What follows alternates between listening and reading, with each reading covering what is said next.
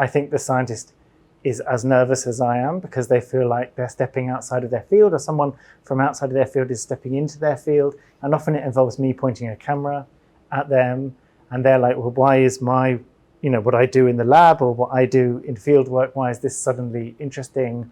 Today we're going to talk about the relationship between art and science, specifically about the relationship of these two fields to the question of how we resource energy transition and digital technology.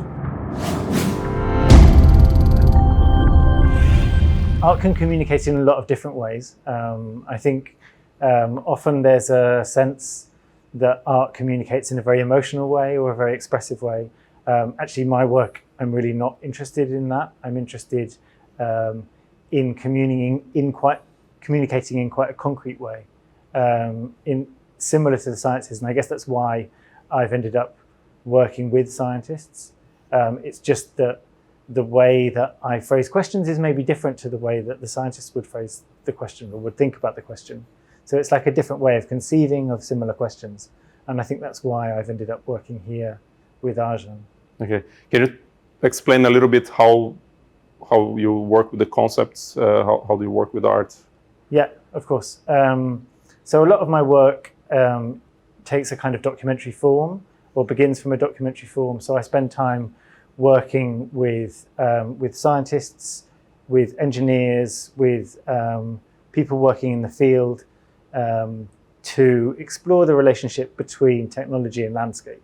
This is really what my work is about, the relationship between these things, how the technologies that we make are drawn from, extracted from, mined from an environment, and the impact that that has on the environment, and then also what happens to those technologies when they become obsolete.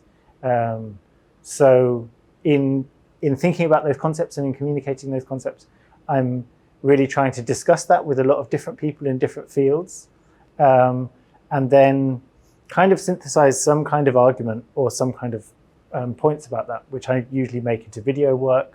So this is why I use the kind of documentary idea. So I'm making these short videos that ask questions about these resource implications.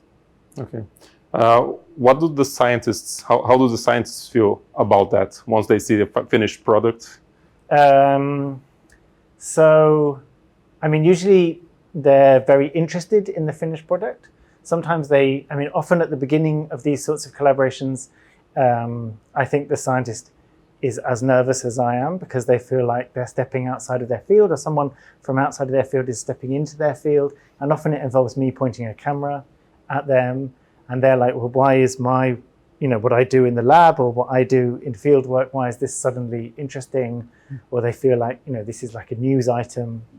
But really, I think once we get down to discussing the questions, they're surprised by how similar my perspective is to their perspective. It's just that my way of exploring the subject is completely different.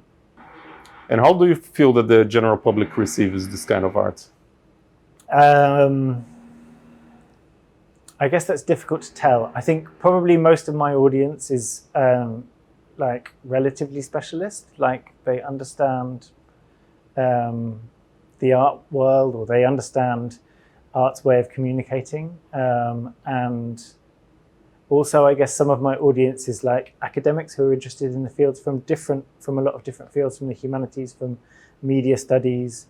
The general public, I think, often have the same misconceptions about my work that scientists have when I start working with them. So they think that I'm going to be interested in aesthetics, or that I want the work to be beautiful, or that the job of an artist is to kind of illustrate things and represent things. Whereas actually, I think increasingly the job of artists is to kind of maybe give a critical slant on some issues in society. And that's certainly what I see the role of my work as being. So I think sometimes the general public are, as surprised by the way I approach questions as the scientists are. So right now you're here at the University of Twente and you're recording videos with many of our scientists. Yes. What are you looking for here? Okay, so I'm here primarily because I was interested in Arjan's work with rare earth minerals. So he's looking at what are called critical raw materials. So these are raw materials which are going to be really important for energy transition and for digital and medical technologies into the future. In many ways, they're like the materials on which the future is kind of premised at the moment. And he's looking at analyzing these spectrally. So he's from the field of spectral geology. And I'm really interested in the role of visual culture in science and in climate change. Like, is visual culture capable of mitigating climate change? Like, for example, through satellite remote sensing, is it possible that visual culture could contribute an understanding of what's wrong with the Earth system? Or is visual culture actually exacerbating climate change? You know, is the kind of endless reproduction of images and the amount of data that is consumed, does that actually have resource requirements which are unsustainable? So those are really my questions. And Arjan's work combines visual culture and material culture in a really interesting way, because he's analyzing raw materials, but he's analyzing them through images visually. Okay, awesome. If you 15 years from now, you look back at your career, what do you want to see? Oh man. Or how do you want to feel about your career? I mean, I think my work has changed a lot over like the last 15 years. So I imagine over the next 15 years, my work will continue to change.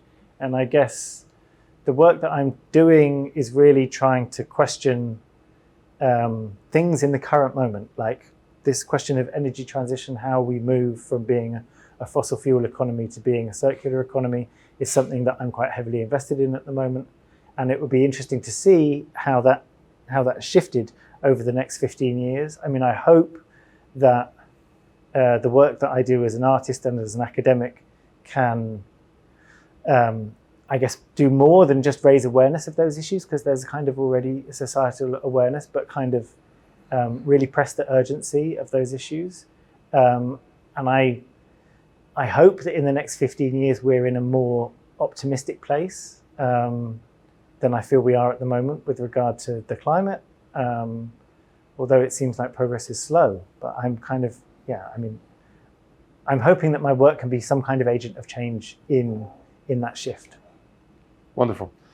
I hope you're right, and I hope you have success with that. Thank you very much. For all of us. So thank you very much for this interview. You're welcome. Thank you. Do you want to be a GeoHero as well? Then take the first step and click the subscribe button and then the bell button to always be the first to know when one of our GeoHeroes posts a new video.